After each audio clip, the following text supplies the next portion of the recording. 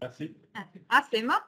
Donc, je suis docteur Ansatri, l'assistante au service de neuroradiologie de l'Institut Neuro de Tunis. On va voir ensemble l'imagerie des traumatismes crâniens. Donc, on va commencer avec le pré-test. Donc, avec ce jeune homme de 19 ans qui a eu un AVP, c'est un scooter sans casque, avec perte de connaissance bref à 20 h. Il est amené aux urgences par le SAMU à 20 h 30. Examen clinique initial sans anomalie, puis dégradation du patient et coma à 23 h. Comment il faut planifier l'exploration radiologique de ce patient? Un scanner cérébral aurait dû être fait dès son admission aux urgences. Un scanner cérébral doit être fait immédiatement après la détérioration neurologique du patient. Un scanner cérébral doit être fait à H6 de l'AVP. Le scanner cérébral doit être fait sans injection de produit de contraste. Le scanner cérébral doit être fait avec injection de produit de contraste. Écoutez les réponses, on va voir les réponses à la fin. Juste savoir, photo des notes. Donc, un scanner a été réalisé finalement. Donc, voici les images. Donc, interprétez les images. Quel est votre diagnostic? Et quel est l'élément de vignette clinique qui pouvait nous orienter vers ce diagnostic? Donc, je vous mets des images plus agrandies.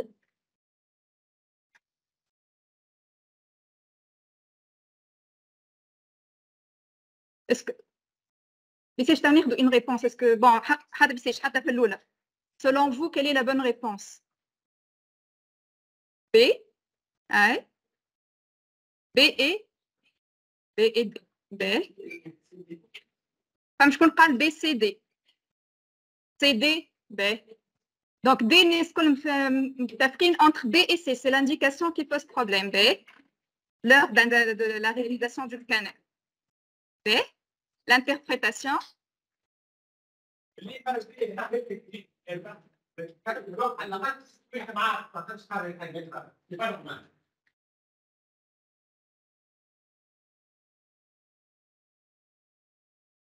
سمعت شكون من غادي يبدا يقول في انتربريتاسيون سمعت هايبردنسيتي هاي هاي هي شي الكلمة ما سمعتكش سامحني ما سمعتكش perte de connaissance الكيستيون الثالثة كها وهذاك الشيء il y a une hyperdensité extra معناتها هذايا كها Ok, on va voir la réponse à la fin. Et l'élément de vignette clinique.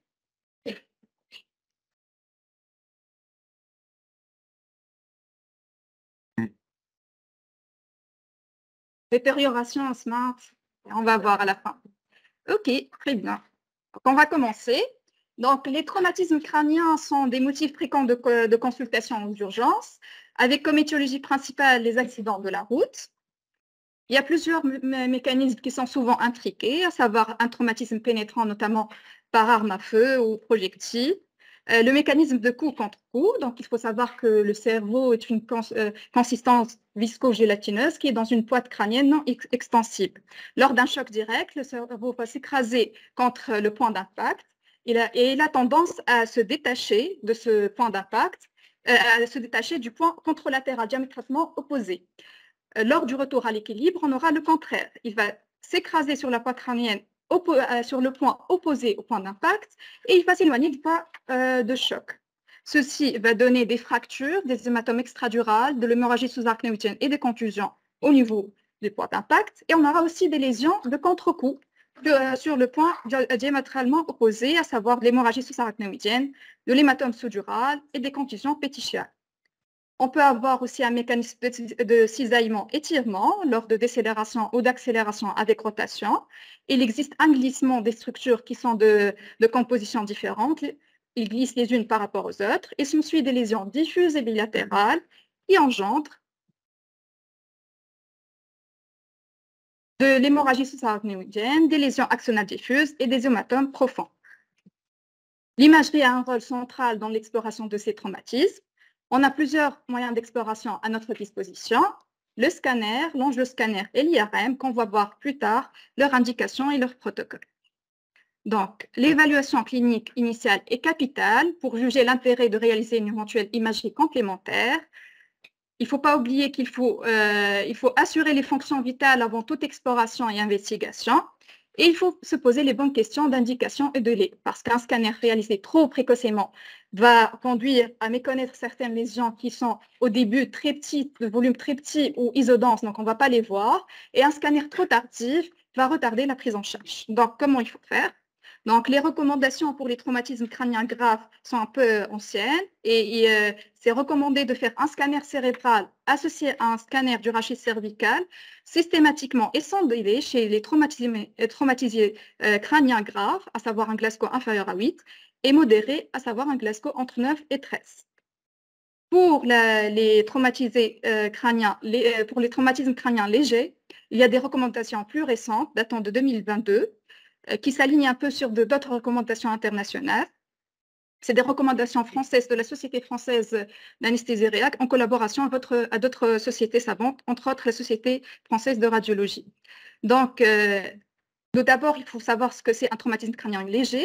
C'est défini selon les critères de l'OMS comme la présence d'une ou plusieurs des manifestations suivantes, à savoir une confusion, une désorientation, une perte de conscience pendant 30 minutes ou moins, une amnésie post-traumatique pendant moins de 24 heures, la présence d'une anomalie neurologique transitoire et la présence d'un score de Glasgow entre 13 et 15. S'il est inférieur à 13, c'est plutôt moyen à grave.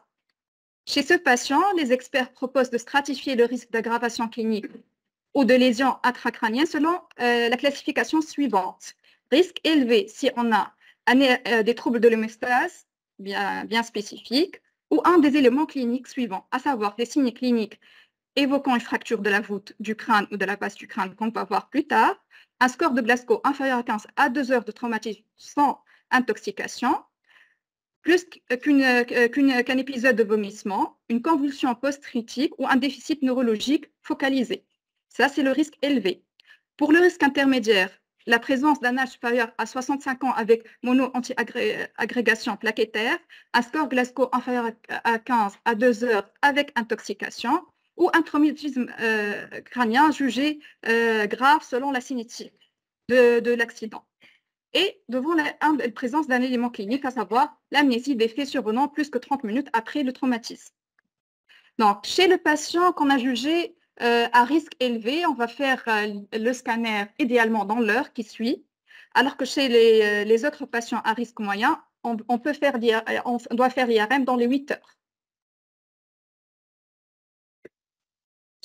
Il faut insister sur cette phrase, s'il n'y a pas d'aggravation clinique. S'il y a une aggravation clinique entre-temps, il faut à nouveau rediscuter les indications. Pour les enfants, c'est un peu plus différent, c'est un peu plus complexe. On ne va pas le détailler aujourd'hui, mais je vous mets ce diagramme qui résume les indications avec la source et je vous recommande de le consulter plus tard.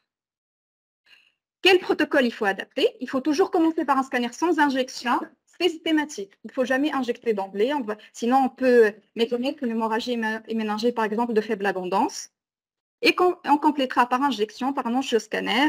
S'il y a présence d'un de ces signes, il va un peu nous orienter vers une lésion vasculaire, à savoir un syndrome de Claude-Bernard-Horner, des lésions des parties molles cervicales, un déficit neurologique non expliqué par le scanner, une fracture cervicale, une fracture de la base du crâne, un trait de fracture passant par un foramen vasculaire ou un traumatisme du massif facial type Lefort 2 ou 3. On a vu les indications, les délais. Maintenant, on a réalisé notre scanner et on va l'interpréter. Donc, on va voir ensemble les lésions élémentaires en allant un peu du plus simple vers le un peu moins simple. Donc, on va commencer avec les lésions osseuses. Donc, on va les suspecter devant la présence de un de ces signes.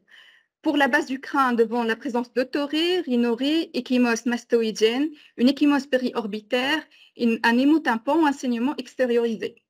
Et pour la voûte, devant la discontinuité palpable de la voûte, la suspicion d'embarrure ouverte ou fermée du crâne. On peut se dire, de toute façon, on va faire le scanner. Pourquoi chercher ces signes? De un, ça va modifier le délai du scanner et ça va orienter le radiologue pour regarder encore plus la base du crâne devant la présence de plusieurs sutures. Ce n'est pas si évident que ça de trouver les fractures. Donc, quand on est orienté, on trouve mieux ces fractures. Donc, les fractures peuvent être linéaires, simples, comme elles peuvent être comminutives ou une embarrure avec un enfoncement osseux. Donc, il y a des diagnostics différentiels à évoquer. Donc, le 3D, c'est bien pour détecter les fractures et pour communiquer avec les cliniciens, mais ça peut nous induire en erreur. Une fois on voit la fracture sur le 3D, il faut toujours revenir vers les axiales pour vérifier qu'il s'agit vraiment d'une fracture. Donc, pour la suture et l'empreinte vasculaire, l'élément le plus important pour les diagnostiquer de la fracture, c'est la présence de sclérose corticale qu'on voit ici. Donc, le fragment, il est corticalisé, alors qu'une fracture, elle est fraîche, elle est récente, donc on n'a pas vraiment de cortical autour. Il faut faire attention aux fractures de la base parce qu'elle expose à des complications bien spécifiques, à savoir une brèche ostéoméningée qu'il faut suspecter devant la présence d'une pneumoencéphalie ou une lésion vasculo-nerveuse qu'il faut suspecter s'il y a une fracture qui passe par un canal osseux contenant une structure vasculaire ou nerveuse. Donc, si je vois un tableau, je ne sais pas si vous arrivez, donc qui résume un peu les risques vasculaires selon le trait de ou le trajet du trait de fracture.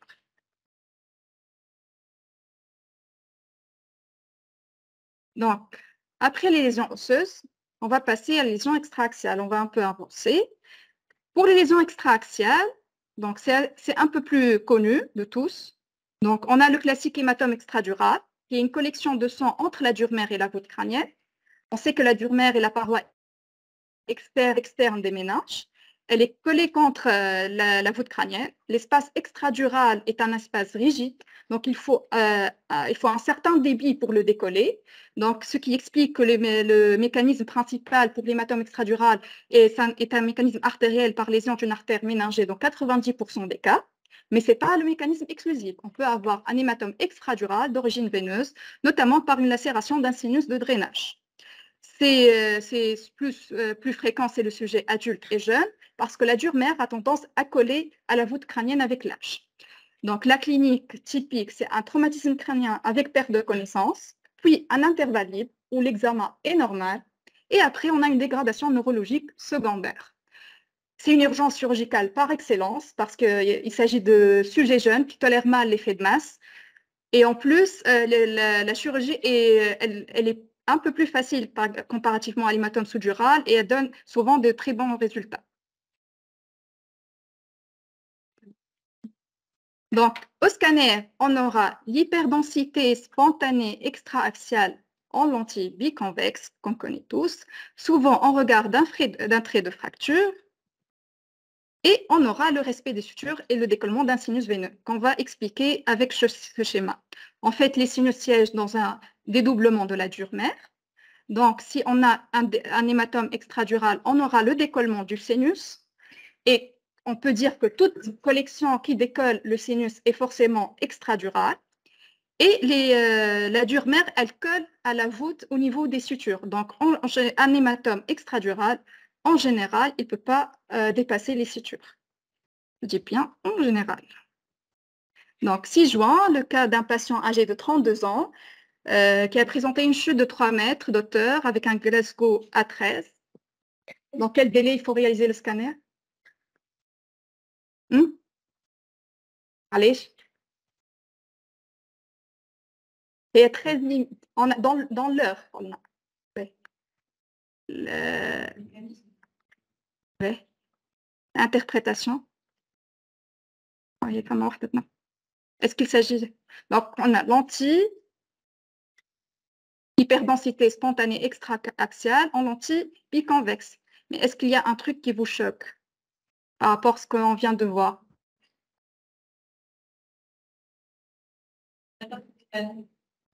Non, il n'y a pas d'hématome. Si. Donc, ça dépasse les sutures. Est-ce que c'est normal? Est-ce qu'on a le droit d'avoir ça? نجم تكون une disjonction. شنو هي حاجة أخرى؟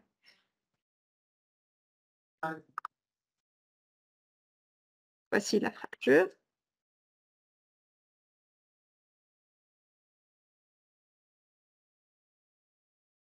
Quel est le siège de cette fracture? Je sais pas, ma structure sinus sagittal supérieur. Donc, il s'agit d'un hématome extradural d'origine veineuse par l'esserration du sinus sagittal supérieur.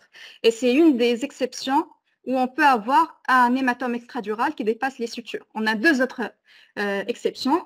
vous venez de dire un de ces exceptions, savoir une disjonction d'une suture ou un trait de fracture qui passe par une suture. En voici un exemple avec un trait de fracture et une disjonction de la suture fronto-pariétale avec cet hématome qui dépasse les sutures.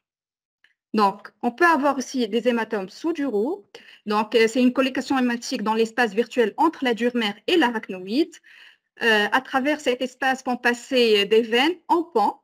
Donc, secondairement, souvent à des mécanismes de cisaillement, on peut avoir un arrachement de ces veines et donc formation d'une collection au niveau de cet espace.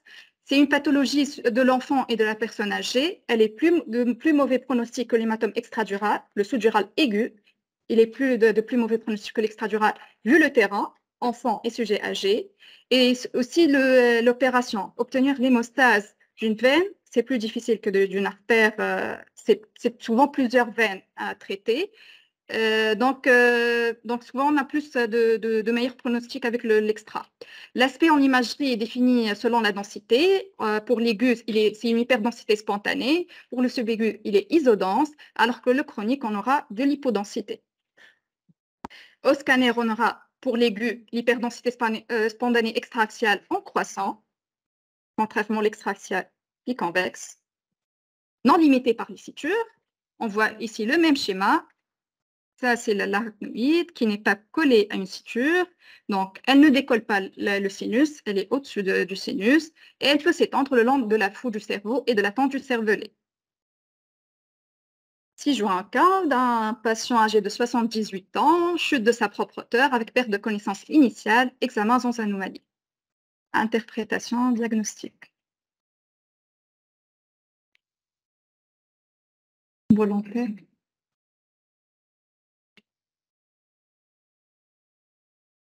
Interprétation, le diagnostic, fais chauffe.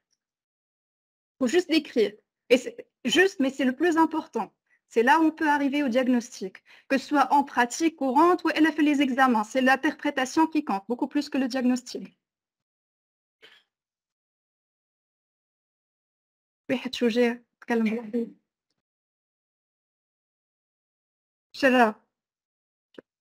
Femme, aïe, extra-axiale. Quelle forme? En croissant, bilatéral, en bifrontal. فاش تخمم؟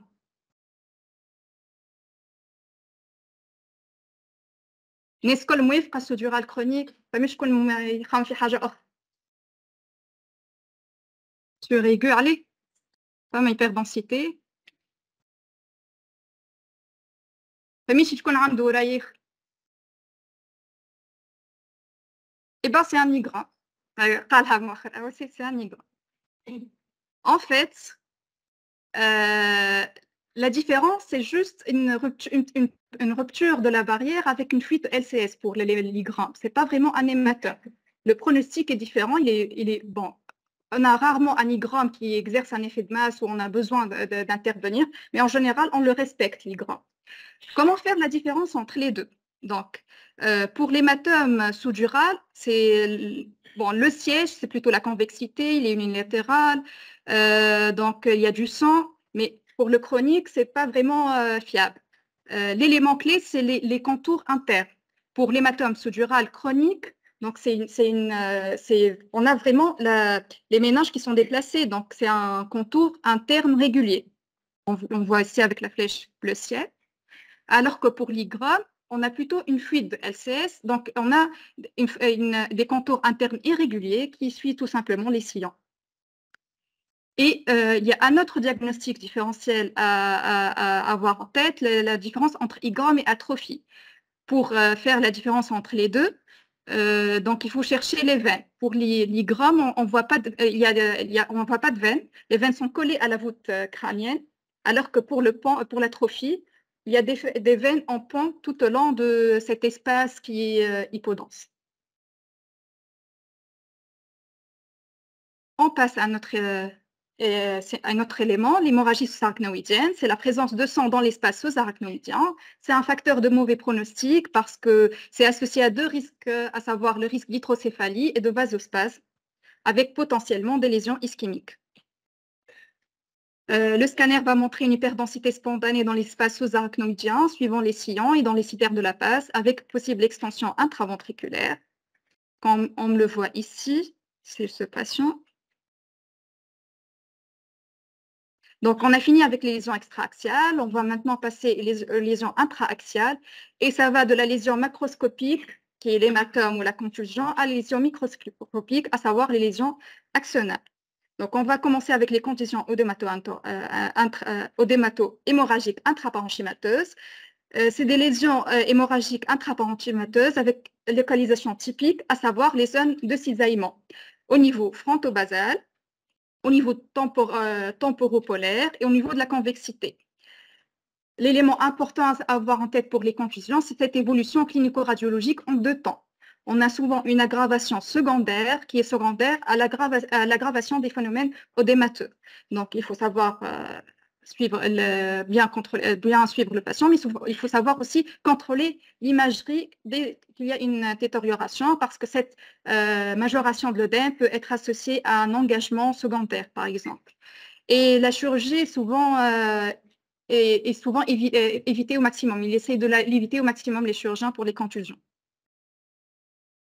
Pour les lésions microscopiques, les lésions axonales diffuses, le mécanisme, c'est ou bien un traumatisme aorte-cinétique ou un mécanisme de cisaillement, torsion, traction, avec une rupture axonale qui est un élément un peu fragile. Donc, le tableau typique, c'est un coma ou trouble sévère de la conscience d'emblée, avec une topographie élective des lésions. Ça s'explique par cette atteinte axonale, donc au niveau de la jonction substance grise, substance blanche, mais aussi au niveau des faisceaux de la substance blanche, donc au niveau du corps calleux, au niveau des pédoncules cérébelleux et le long des faisceaux corticospinaux. Si je vois un exemple de lésions axonales diffuses hémorragiques avec des micro-saignements entourés par un œdème qu'on peut voir au scanner, mais qu'on voit mieux sur l'IRM sur les séquences de susceptibilité magnétique T2 étoiles, mais encore mieux si on a une séquence SUI.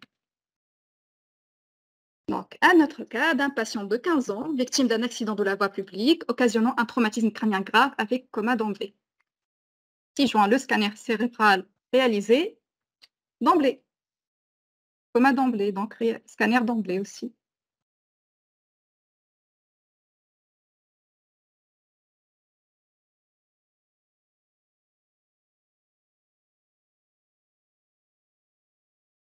Je l'ai tout. عوض معرفش.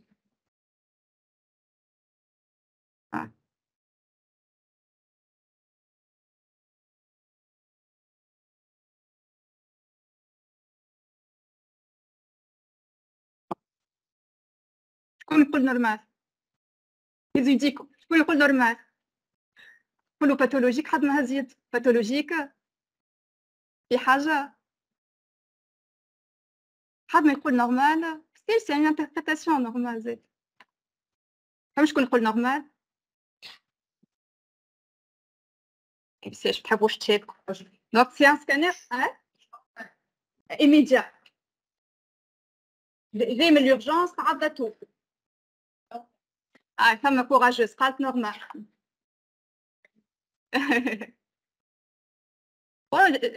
C'est un scanner normal. Donc, les questions liées à la conduite à tenir. Sur le plan radiologique, quand il y a un coma d'emblée, si on dispose de l'IRM, il vaut mieux faire l'IRM. Donc, à défaut, on fera un contrôle, mais idéalement, c'est l'IRM. Donc, voici l'IRM de ce patient. Et là, c'est plus évident. Comme le signe de la flèche, c'est bon. Qu'est-ce qu'on voit?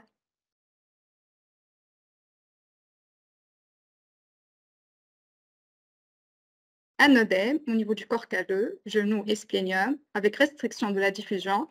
Et on a la séquence T2 étoiles de susceptibilité magnétique qui ne montre pas de lésion. Donc, il s'agit de lésions axonales diffuses, odémateuses, purement odémateuses.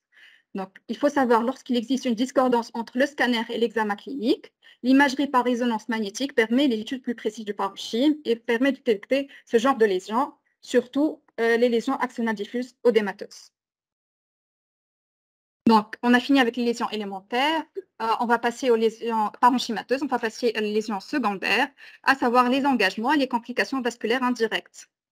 Par de fréquence, on peut avoir un engagement sous-falcoriel sous la voûte du cerveau, temporal interne, diencéphalique central par descente du déencéphale avec écrasement du tronc cérébral ou amygdalien.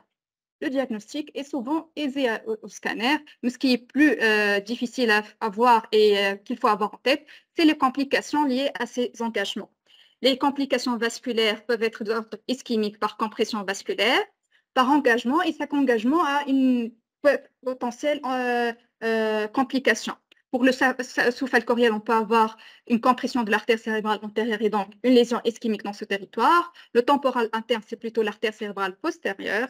Le diencéphale, c'est l'atteinte de l'artère cérébrale d'une façon bilatérale de l'artère cérébrale postérieure. Et on peut avoir aussi cette lésion, même sans engagement, si on a un hématome, un œdème ou un fragment osseux qui laisse directement le vaisseau.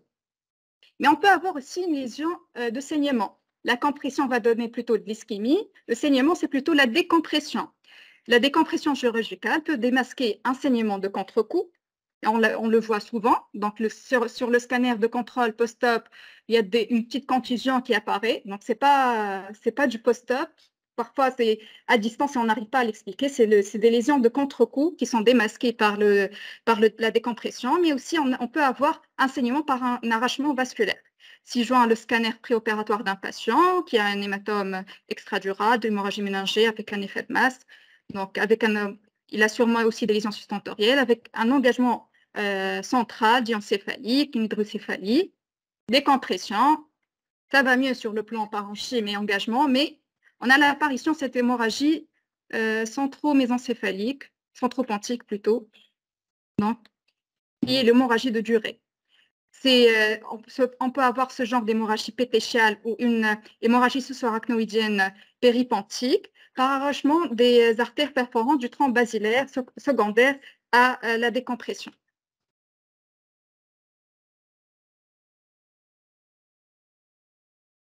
Donc, on a fini avec les lésions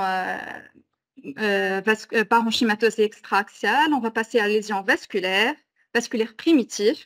Donc, ils sont rares, de l'ordre de 1-2% des polytraumatisés, mais ça représente 20 à 30% des mortalités intra-hospitalières. C'est souvent un sujet jeune, et il faut les suspecter devant un de ces signes qu'on a vu tout à l'heure pour indiquer l'angioscanner scanner. Donc, la dissection est la première partie d'un continuum lésionnel. Donc, on peut avoir une dissection qui est la conséquence d'un cisaillement de la paroi. Donc, on va avoir une lésion intimale et la formation d'un hématome au niveau du média. Si ça atteint une tunique ou deux de la paroi de l'artère, mais on peut avoir une atteinte des trois tuniques et on peut avoir carrément une rupture vasculaire, un anévrisme post-traumatique ou carrément l'artère qui s'ouvre dans un sinus ou une veine avec la fistule artério-veineuse, classiquement la fistule artério-veineuse, la plus classique, les traumatismes. Caverneuse. L'anévrisme post-traumatique, est-ce que c'est un vrai anévrisme? Parler, c'est un vrai ou la faux? Mais je réside en radio, le bon, je fais anesthésie. C'est un faux anévrisme, allez. Il n'y a pas de paroi propre, c'est un faux anévrisme. Donc, on a rupture des trois tuniques avec une collection d'hématomes qui forment un faux anévrisme avec souvent une forme irrégulière de cet anévrisme et qui peut ne pas être détecté immédiatement. On peut se retrouver à faire un scanner pour céphalée avec un anévrisme, forme irrégulière. On retrouve le contexte traumatique à posteriori. Donc, la localisation anatomique va conditionner le pronostic. Pour l'atteinte vasculaire intracrânienne, on aura surtout un risque hémorragique, alors que l'extracrânienne, c'est plutôt un risque ischémique. Allez, je vais physiopathe.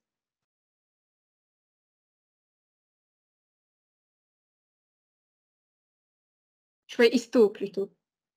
Non, de souvenir, pas histo.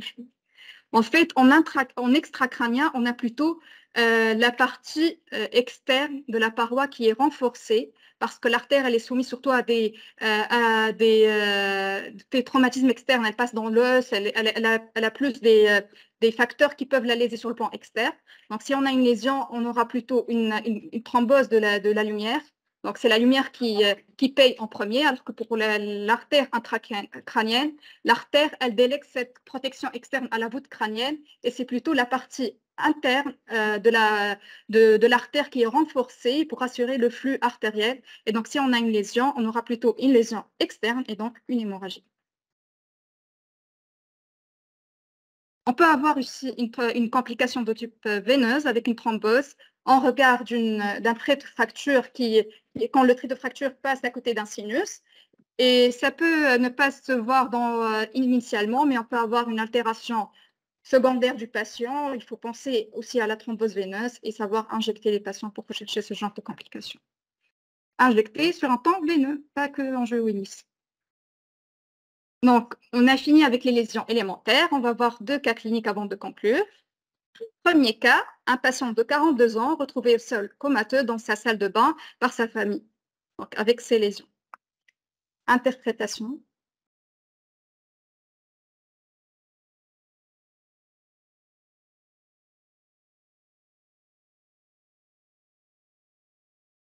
Volontaire. Volontaire désigné. C'est donc, un hématome, une contusion parenchémateuse, un hématome intraparenchémateux, l'hémorragie méningée, en tout sur un sou, mais c'est plus une hémorragie méningée de grande abondance. Il est comateux, ramené par le SAMU.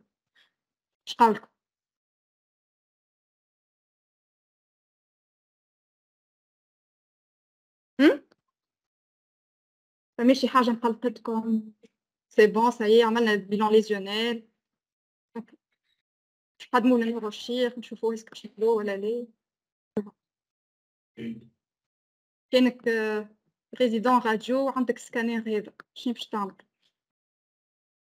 سمعت انجكسيون عليك؟ Allez. Quels sont les arguments qui doivent nous faire chercher une information dans ce contexte? Allez. عندنا حاجات في الفينيت كلينيك وعندنا حاجات في l'imagerie. Donc, le traumatisme est bénin. Chute de sa propre hauteur. 42 ans, chute de sa propre hauteur, يعمل les contusions هذوما. فما حاجة يا إما هو عنده يا إما ياخذ في التريتمون يا إما هو عنده une maladie معناتها prédisposant يا إما فما حاجة. شنو هي حاجة في l'imagerie؟ L'importance des lésions. شنو هي اللوكاليزاسيون؟ Systématiquement, on ne pense pas vraiment à l'AVC bilatéral. C'est pas.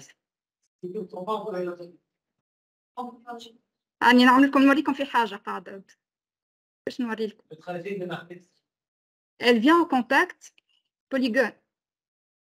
Donc, on a un traumatisme bénin, discordant avec les lésions, absence de signes cutanés ou osseux de traumatisme grave, donc discordant avec les lésions parenchymateuses, et l'hématome est bien au contact des artères du polygone de Willis.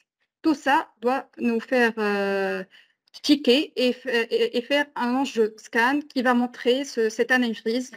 Il s'agit d'une hémorragie sur rupture d'anévrisme. Donc, il faut s'acharner à trouver ce genre de lésions. Même si on a un scanner normal, il faut faire l'IRM pour faire une angiographie si on a des lésions qui sont discordantes. Deuxième cas, nourrisson de 9 mois, somnolence inhabituée, refus alimentaire et hypotonie globale. Donc, il est ramené par ses parents. Je parle comme je fais.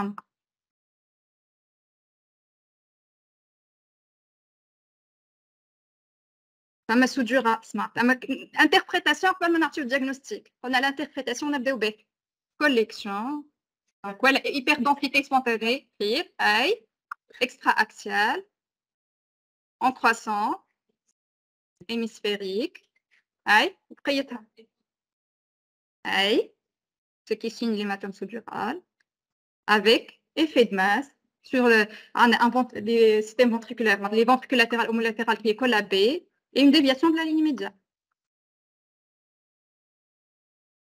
Est-ce que nous avons un hématome sous-dural sans traumatisme? هذاك سي ان تروماتيزم اما نجم نقول لك هيماتوم سودورال اسكو اي هيماتوم سودورال باش نقول لك راهو يا تروماتيزم كان فماش تروماتيزم hyper البير ام اي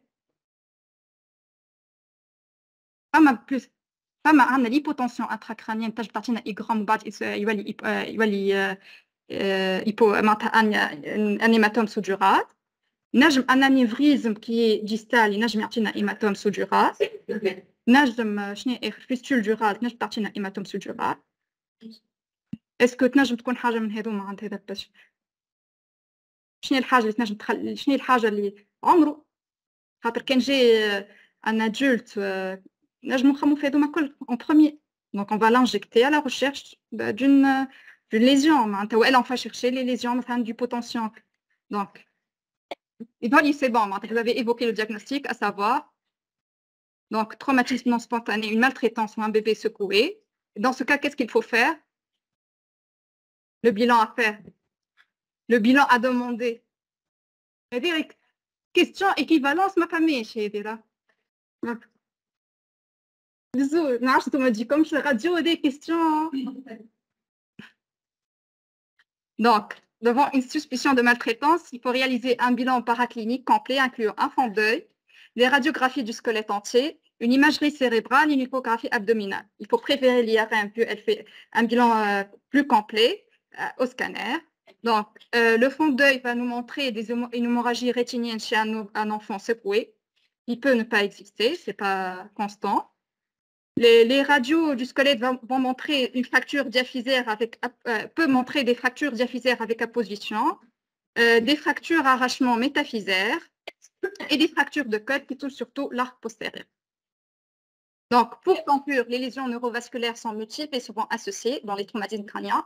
Donc, il faut penser à toutes ces lésions et ne pas se contenter avec la première lésion qu'on trouve. Leur évolution peut être retardée et dramatique. Donc, il faut respecter les délais d'exploration, mais aussi savoir contrôler. Et attention à un traumatisme crânien qui cache une hémorragie spontanée par rupture d'anévrisme et attention à l'hémorragie spontanée qui cache un traumatisme crânien comme le bébé secoué. Donc, on va finir avec le post-test. Donc, le jeune homme de 19 ans. Donc, comment il faut planifier l'exploration? Normalement, tu as dit bonus kolsha. Je connais un chien sahih.